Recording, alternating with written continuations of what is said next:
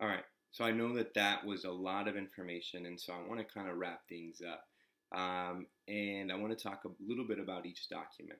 The first document, we see that we have liberals have certain needs are unaffected by coronavirus in a certain way, and conservative have certain needs and are affected by coronavirus in a certain way. But at the end of the day, like both sides are affected by coronavirus. And if we go to the next chart that talks about how people feel about the quarantine, we see that most Americans are actually in agreement.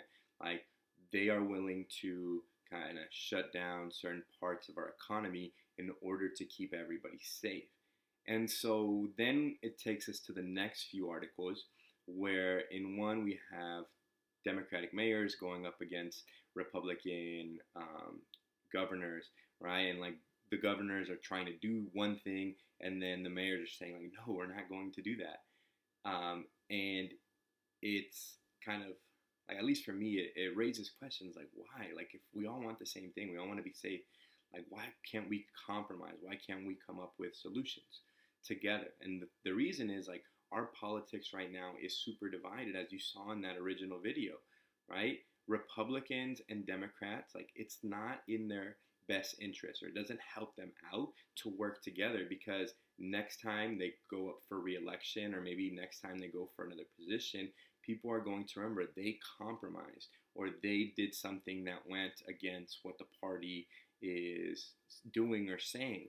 And so it really forces people to like choose sides, choose teams, and divides the country even further. And I think that is even shown in the next article that talks about liberating Michigan, right? Like these people are getting a lot of attention for their protests, but in reality, they are just a small minority that represent, I think, like, certain groups. But these certain groups are really important for, in this case, the Republican Party and Donald Trump. And so even though Donald Trump may not 100% agree with them, he can't turn his back on his supporters. So he's going to like say that he's with them, that he's going to support them. And what that does is this angers then the liberals on the other side. And at the end of the day, like you have like, oh, these people are ruining our country, and no, these people are ruining our country, and people are not able to get along. When in reality, if we look at the data in the beginning, right, in this charts, we all want this COVID-19 situation to go away as soon as possible.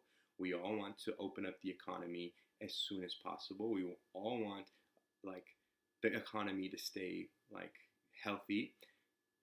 But why are we so divided? And I think it has to do with politicians using this crisis to make themselves look better and put down the other side, right? They're using this as an opportunity to win next year's election, or actually in a couple months election, or for maybe a senator, or for a governor maybe next year or the year after that. They're trying to build their political career off of kind of these crises. And so I think the solution is to have empathy. I wanted us to focus on that quote that says, we're not New York. Their problems are their problems. Like, I want to worry about myself. Like, that really kind of shows how Americans are thinking right now. And I think we shouldn't be. We should be helping each other. We should be united, all right? So as we think about our answering our CR question, I want empathy to be at the core of that, okay?